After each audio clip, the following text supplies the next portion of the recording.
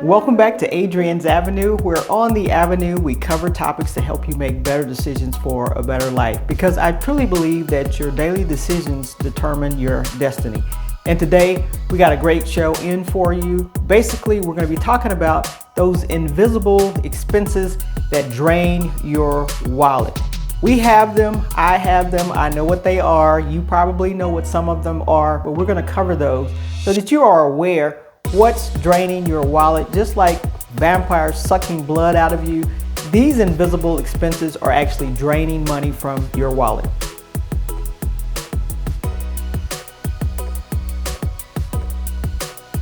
We're going to jump right in without any further ado. First up, subscription expenses. These subscriptions that renew either monthly or annually, they're draining your wallet.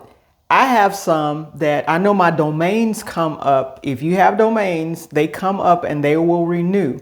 I have mine at GoDaddy, and if when it comes up and if I'm not really interested in that domain again, I need to get rid of that domain because I do get a notification. Some of these subscriptions, you don't get a notification. They just charge on your credit card and then they notify you.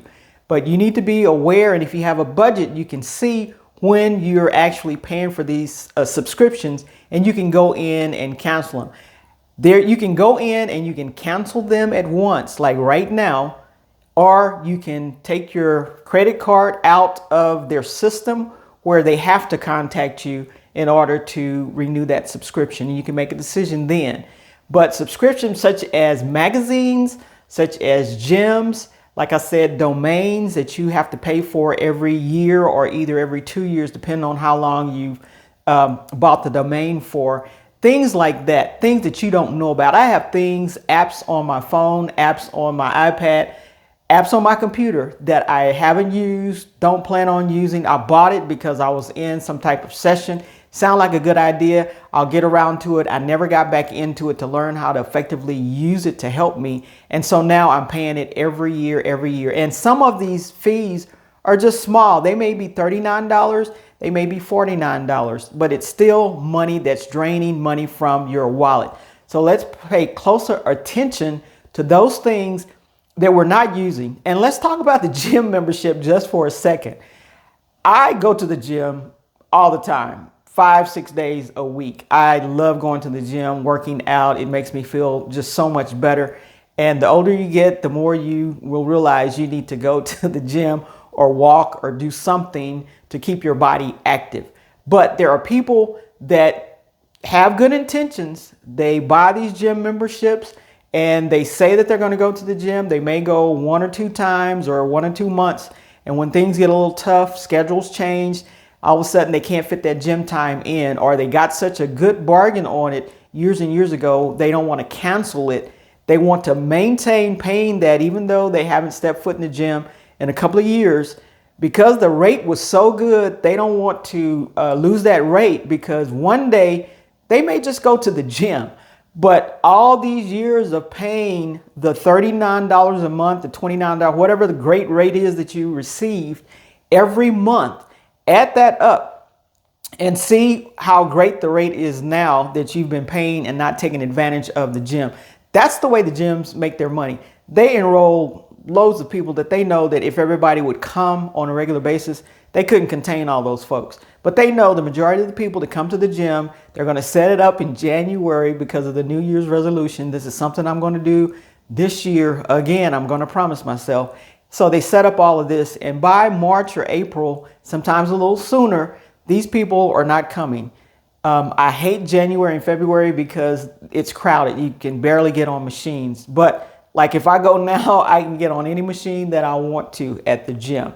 So these gym memberships and these other subscriptions that you may have, go ahead and take your credit card out, cancel them immediately, or mark it on your calendar when they're going to become due, that you're going to go ahead and make a decision. I'm either going to start reading these magazines or start attending the things that I'm subscribed to, or I'm just going to let it go and not let that drain my wallet like it's been doing for the last couple of months to a couple of years.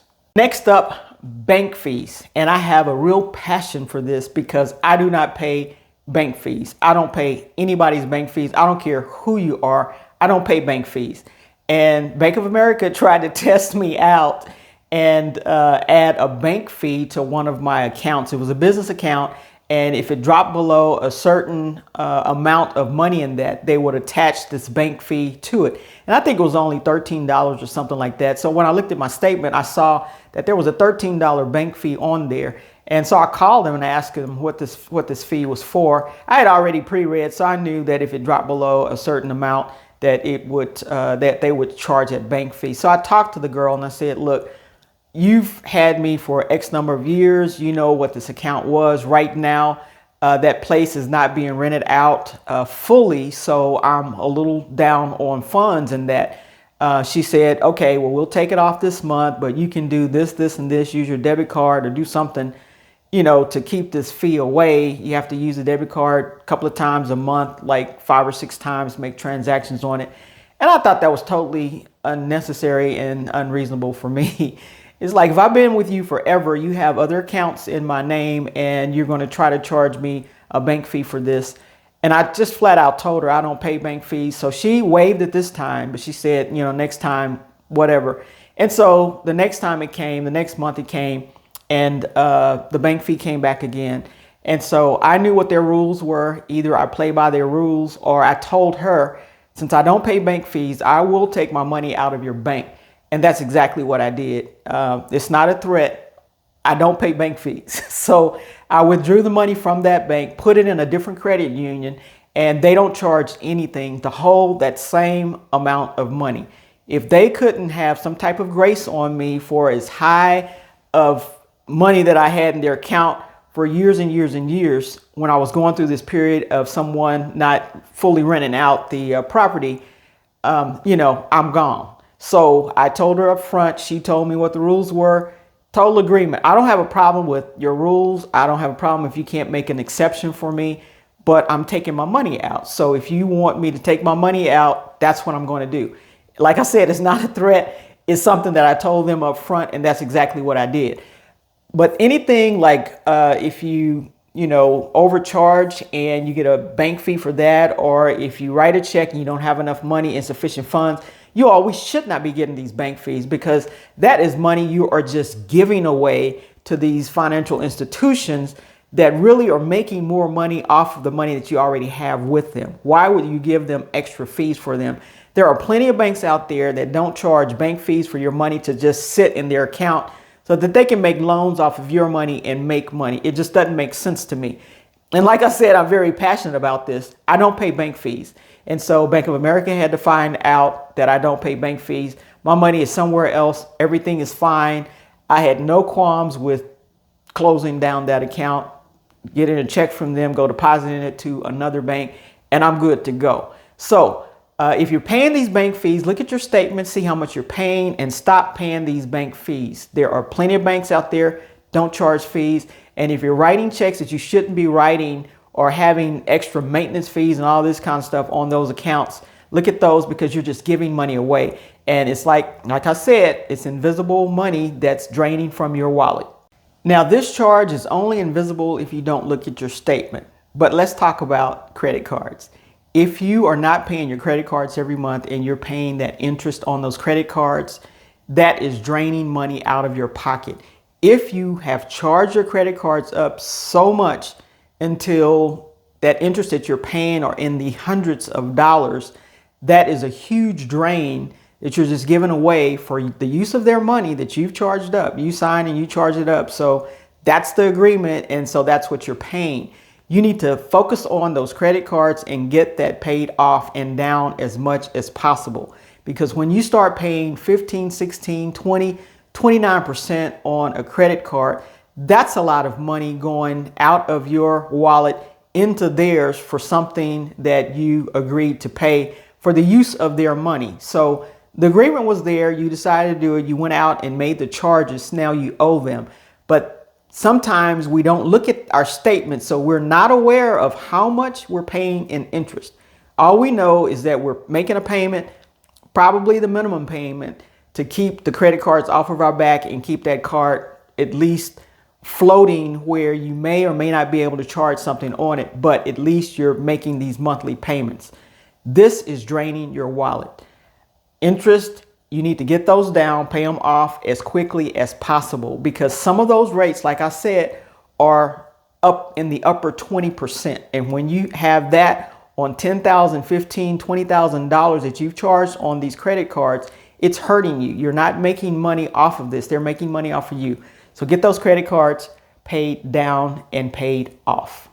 Now, I don't have a habit of doing this, but I know some of you guys might that go into the convenience stores when you get gas, impulse purchases. You see something on the shelf, or when you're actually getting ready to buy something and getting ready to pay for it at the cash register, they may have little trinkets there. They may have lottery tickets. They may have anything like that. And it's an impulse. You didn't go in there to buy that. You went in there to pay for your gas, but you saw it, maybe a little muffin, a little sweet roll, or it may be a drink in the backside. Convenience stores are the most expensive place to buy things like this. This is where they make their money. They really don't make that much money off of gas and oils and stuff that they sell like that. They make money off of those drinks you buy. If you buy a 16 ounce, 24 ounce, whatever kind of drink, those fountain drinks, as well as the candies and things that you have around the store, that they have around the store for you to purchase. Impulse. You just see it and you buy it because you saw it. You didn't plan on doing that. Same thing at the grocery store. That's why they stack the gum and magazines right there when you're checking out. You're in line waiting and your eyes go to the magazines, go to the candy, go to the gum. And you say, oh, I need that. Or let me look at this magazine, and you start reading it. Next thing you know, if you don't finish it, I'll just put it in my basket and buy it. It's an impulse. It was not on your shopping list. Yes, I'm being super picky about this because these are drainers from your wallet. Invisible, that you don't even think about. You know, it's only a $6 magazine. It's only a $7 magazine. It's only $1.50 for the gum or the candy. Candy bars, you can't get them up under $1 these days. So, but these are draining, invisible drainers from your wallet. Just be aware of that and cut the impulse buying way down, if not completely out. If you are enjoying this video, hit that like button and that subscribe button so that you can stay up to date on the latest information as it becomes available to you. And make a comment. I'd love to know, what other items are you having drained from your wallet because it's invisible, or it's something that you think, oh, it's nothing, I'll just go ahead and pay it. Let me know. Okay, I was recently introduced to this, but the next topic is convenience fees, and I will get to my convenience fee story. But if you're having food delivered to your house, or buying tickets on a certain platform, there's a convenience fee that they charge. And some of these fees can get expensive. Some of them can be $3, $4, $5, $6, $10 just for your convenience. Now, if you feel like not driving somewhere, or if this is the only way you can purchase it, or if they're charging you a percentage to put it on a credit card as opposed to a debit card, or write a check as opposed to going there and paying it and all this kind of stuff. If you feel like it would be less, you'd spend less on gas, go ahead with it and it won't be that big of a deal. But if it's something just out of convenience that you would be passing by that way anyway, or it's something that you could just drive by there or drop by there, or put a stamp that's still up, I don't know what stamps cost these days, but it's still up under $1. You can put a stamp on an envelope and send it in. My story is that I was paying a utility bill for a rental property, one of my rental properties, and as a convenience fee, they wanted to charge a certain percentage of the bill if I would put it on a credit card or a debit card. Now, debit card is directly coming out of my account, so I don't know why they would need to charge me extra for using a debit card. I can see a credit card and the 3.5% or whatever they charge to use it on their end. I just couldn't see that. But anything other than writing a check and putting it in the mail or going there and paying it would incur a convenience fee. And I couldn't get over that. I don't pay convenience fees. So that's what I'm finding out. I don't pay convenience fees. So I needed to go that way anyway. So I just went out there. I was closing that account out. I have a tenant in that property now, so that was going to be my last bill. I drove out there and wrote them a check and saved whatever money that they were going to charge me. It was like $5 or $6 for this bill, but it was a percentage of what the bill was. And I just couldn't get over that, especially with the debit card that would come directly out of my account. I couldn't understand why they needed to charge a convenience fee for a debit card. You're getting the money out of my account and there's not going to be any extra fees for that. So since I couldn't understand it, I did what I needed to do. I could have put a stamp. Wrote a check, put a stamp on it and sent it, because I got it in enough time that I wouldn't be late sending it in. So, but these convenience fees are eating us up, some of us, you all. So this is an invisible expense that's like a vampire on your wallet. Now, this one hit me because I am guilty as charged, and that is wasting food. We go to the grocery store and we buy quite a bit of food. I'm talking about you and me. We buy quite a bit of food, and if we don't eat it all, some of the produce we throw out because it either spoils or goes bad before we get around to eating it. This is wasteful and it is draining on your wallet. I know I like asparagus, and I bought some a couple of weeks ago, and it was fresh, and I didn't get around to grilling it like I wanted to. And by the time I got to it, it was all mushy, so I had to throw it out. That is a drain, because had I not bought it, I would have saved that money. So let's make sure that when we buy lettuce or produce, fresh produce, that we have a plan and a date and a time in mind to go ahead and eat that food, and so that we won't waste as much. Because I'll admit, I throw out food, and I know we say, well, there are people out there that's hungry, and there are people out there that's hungry, but I shouldn't waste as much as I do as far as throwing out food. So I need to be more conscious of, if I buy something that's fresh, that I need to go ahead and fix it in the next couple of days, so that I'll make sure that I'm eating everything that I'm buying, or eating as much as I possibly can of the stuff that I'm buying. So let's not be wasteful with our food. With inflation, there's not much we can do about this, but pay for it if this is what you do. And that's eating out, or going to get coffee, or the little things that we do for comfort that we love to do because it makes us feel better.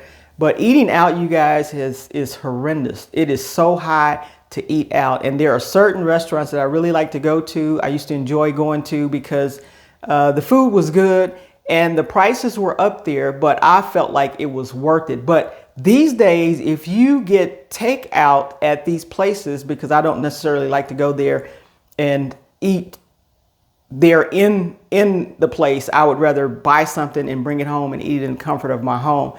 But these little portions are getting smaller and smaller for the same amount of money.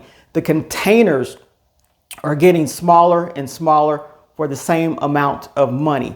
So, and I mean, the food is still good, it's still delicious and everything, but you're not getting a lot for your money. So let's keep that in mind, because this is definitely a wallet drainer. And I'm not saying don't go out to eat anymore, but you may have to kind of temper how often you go out to eat, because I'm still going to enjoy the restaurants I like to go to. I'm just maybe not go to as frequent them as much as I have in the past because of that. But yeah, these little plates are getting tinier and tinier, but the prices are going up. So just be aware of that with this inflation going on. How high things are. It's being passed. Even though these restaurants, you guys, they get a discount because of the massive amount of food that they order. It's not like they're ordering one head of lettuce or one box of lettuce. They're ordering lots of lettuce, lots of the foods that they serve. So they do get a break in the actual produce that they get, but they're not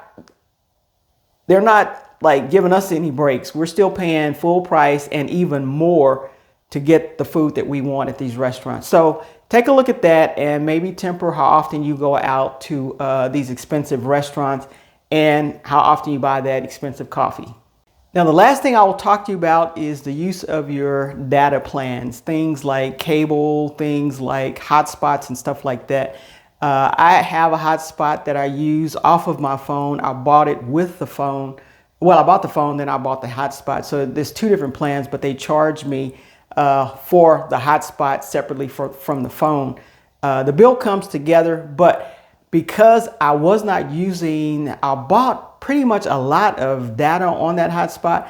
And over the year, you can see how much you use. Sometimes I didn't even turn the thing on that month. However, I was paying top dollar for this hotspot. So when I went in and got my other phone, I backed off of, they brought it up saying that I wasn't using very much. I said, well, let's back it down to, less data on that so that I could not have to pay so much. And that's what I've been going off of. And sometimes I still don't turn it on in the month, but if I need it, I have it there, and that's what that is for. But cable, you all, do you all look at all these cable channels that are out there that you're paying for? And I know cable is kind of funny because they want to put you in packages, and you have to buy this package in order to get, this many channels. And if you want something else that may be a little bit desirable, you got to buy that piece by itself, like Netflix by itself or something else by itself. But you buy this huge package of channels you don't even look at that you're paying for, then you start adding stuff on. Let's take a look at all of that, because that is